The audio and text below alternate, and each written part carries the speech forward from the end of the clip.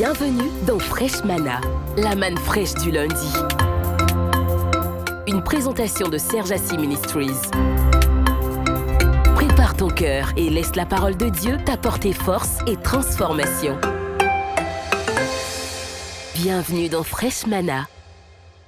Shalom, shalom. Nous sommes heureux de nous retrouver ici pour discuter davantage de ce sujet si important qui est la guérison de notre âme. On a vu ensemble, n'est-ce pas, que l'âme était un enregistreur qui était l'arbitre entre le corps et l'esprit.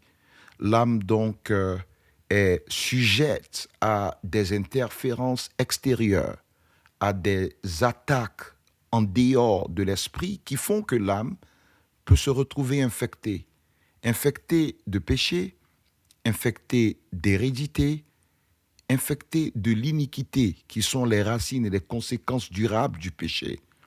On a commencé à développer la dernière fois le fait que les paroles que nous prononçons, elles aussi sont des semences qui peuvent être néfastes à nos vies. L'âme enregistre donc les paroles. C'est important de le savoir.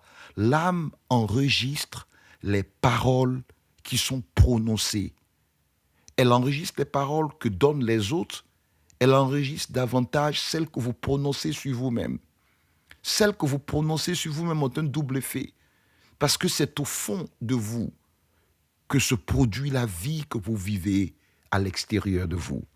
Les paroles, nous l'avons vu la dernière fois, étaient tellement puissantes que la Bible compare la parole ou celui qui maîtrise ses paroles à quelqu'un qui est capable de maîtriser sa vie. De maîtriser sa vie. Si vous êtes capable d'être administrateur sur ce que votre bouche dit, vous serez capable d'être administrateur sur la vie que vous vivez tous les jours. Maîtriser sa parole, c'est avoir la capacité de définir la direction de sa vie. Ce n'est pas juste des paroles de motivation, ce n'est pas juste des paroles anthropologiques, c'est la vérité biblique. Au commencement était la parole était avec Dieu, la parole était Dieu, toutes choses ont été faites par la parole, et rien de ce qui a été fait, Jean 1, n'a été fait sans la parole. J'aimerais dire à quelqu'un que rien de ce que tu veux qu'il soit fait dans ta vie ne sera fait sans parole. Mais rien de ce que le diable veut réaliser dans ta vie également ne se réalisera sans des paroles négatives. C'est pourquoi la semaine dernière, on a commencé par annuler les paroles négatives de nos vies. Un flot de malédiction commence très souvent avec une parole négative. Il y a des conséquences de la vie qui proviennent de choses qui ont été dites et qui ne sont pas bonnes nous concernant. Mais gloire soit rendue à Dieu par Jésus-Christ, parce que son sang nous lave de ses paroles. Mais ça commence par notre prise de conscience. Aujourd'hui, j'aimerais repartir sur une histoire très importante. Lorsque Josué finit de détruire Jéricho, lorsque Josué fait la conquête de Canaan, à commencer par Jéricho, après avoir cassé les murs, après avoir posséder le territoire, après s'y être installé, après avoir tué des habitants là-bas, Josué a prononcé une parole dans Josué 6, 26. Il dit « Maudit soit devant l'Éternel l'homme qui se lèvera pour rebâtir cette ville de Jéricho. » Suivez avec moi, il en jettera les fondements au prix de son premier-né et il en posera les portes au prix de son plus jeune fils. Laissez-moi vous relire ce passage. Josué dit, « Maudit soit l'homme devant l'Éternel qui se lèvera pour rebâtir cette ville de Jéricho. Il en jettera les fondements au prix de son premier-né et il en posera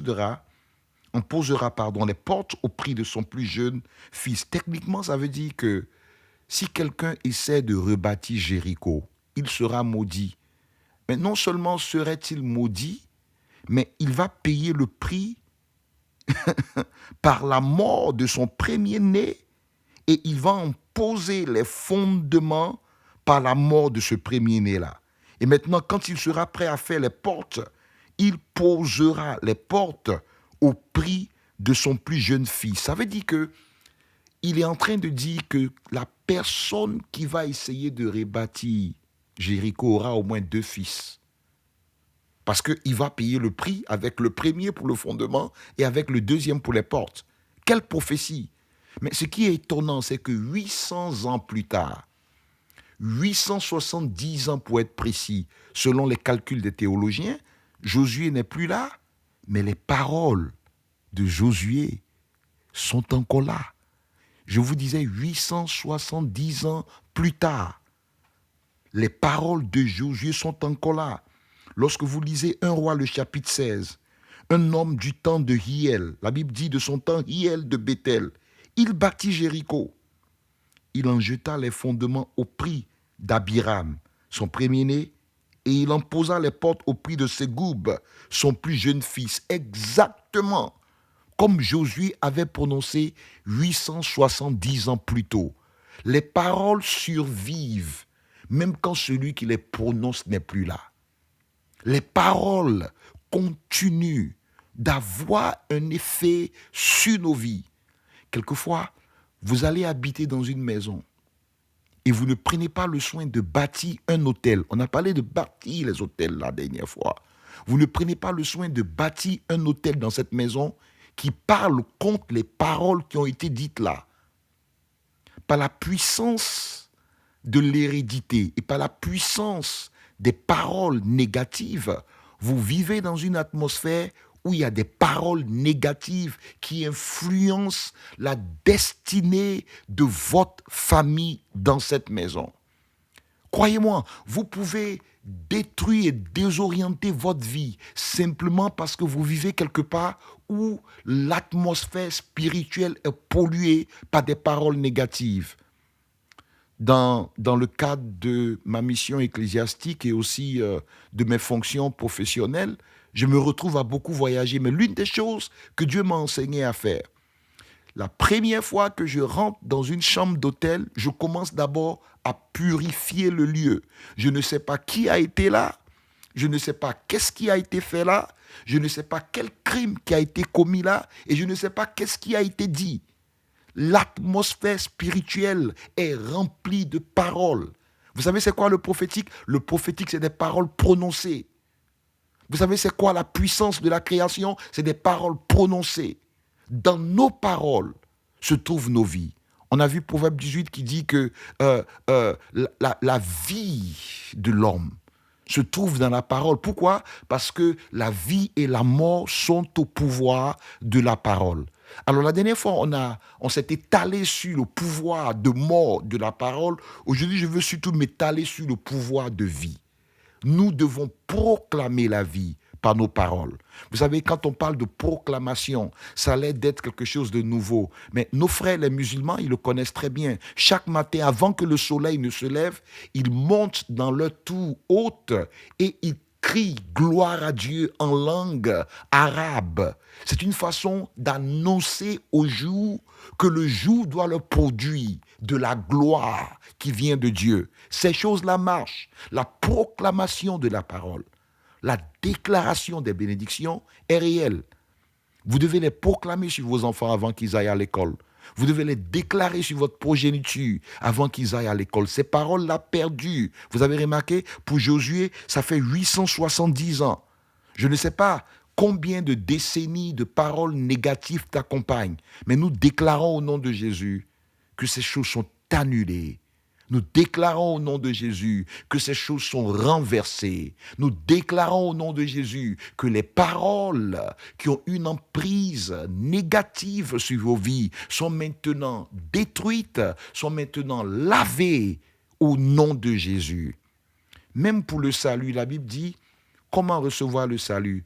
Si vous croyez en Jésus et si vous confessez de votre bouche, en d'autres termes, si vous déclarez par votre parole qu'il est votre Seigneur, vous êtes sauvés. Même le salut passe par la prononciation de paroles. Déclare quelque chose sur toi maintenant. Déclare la vie sur toi maintenant. Déclare la vie de Dieu. Déclare la puissance de Dieu. Déclare la grâce de Dieu. Seigneur, nous appelons ta vie. Nous bâtissons un autel de prière. Nous bâtissons un autel de gloire. nous bâtissons des prononciations de paroles positives. C'est pourquoi la Bible nous enseigne que en toute chose de rendre gloire à Dieu. Parce que rendre gloire à Dieu, c'est prononcer des paroles de bénédiction, c'est prononcer élever un sacrifice d'action de grâce qui en retour envoie une pluie sur nous. On a parlé la dernière fois de bâtir un autel de prière. Aujourd'hui, je veux que nous puissions parler de bâtir un cœur. Parce qu'un homme bon, dit la Bible, tire de bonnes choses du bon trésor de son cœur, car c'est de l'abondance du cœur que la bouche parle. Luc, le chapitre 6, le verset 45. Qu'est-ce que ça veut dire? Ça veut dire que le cœur est un réservoir verbal.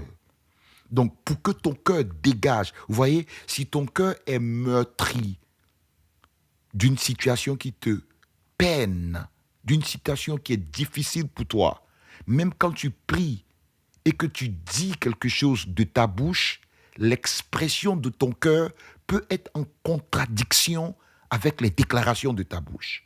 Ça veut dire quoi? Ça veut dire que j'ai des soucis dans mon cœur, j'ai des difficultés dans mon cœur, j'ai des choses que je n'ai pas pardonnées dans mon cœur. Vous vous rappelez, lorsque Jésus nous enseigne la prière, il dit quand tu pries, si tu te rappelles, quand tu veux donner même ton aumône, quand tu pries, il dit de fermer la porte derrière toi. Il dit quand tu veux donner ton aumône et que tu te rappelles de quelque chose qui ne va pas entre ton frère et toi, garde ton aumône, repars voir ton frère. Ça veut dire quoi? Ça veut dire que tu ne peux pas t'approcher de Dieu pour prier, pour parler, pendant que ton cœur exprime quelque chose d'autre. Croyez-moi, la prière, c'est beaucoup plus l'expression de votre cœur que ce n'est les déclarations de votre bouche. Ça veut dire en clair, puisque c'est de l'abondance du cœur que la bouche parle, il faut demander à Dieu de reformater votre cœur, de rendre votre cœur pur, afin que les paroles qui sortent de votre cœur produisent une vie pure. Alléluia. Il est important. Et comment ça se passe? J'aimerais parler au cœur de quelqu'un maintenant. Tu dois laisser aller les blessures, parce que ces blessures parlent plus fort que ta bouche. Tu dois laisser aller les douleurs que tu as transportées jusque-là.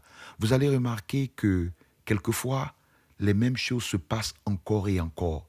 Parce que dans le cœur, qui, si nous l'apprenons bien, l'étudions bien, est aussi ce qu'on appelle l'âme, en fonction des passages, nous transportons des paroles qui nous ont blessés.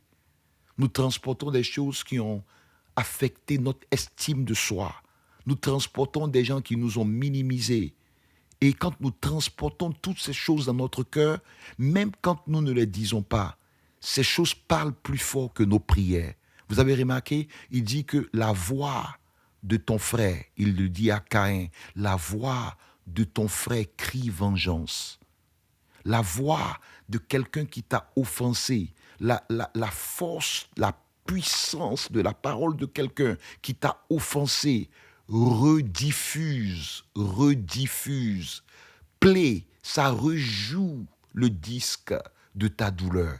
Et ces choses parlent plus fort que tes prières. C'est pourquoi je déclare en conclusion que Dieu fait taire toutes les paroles que tu as emmagasinées dans ton cœur et qui recréent une vie de médiocrité. Que Dieu t'en délivre.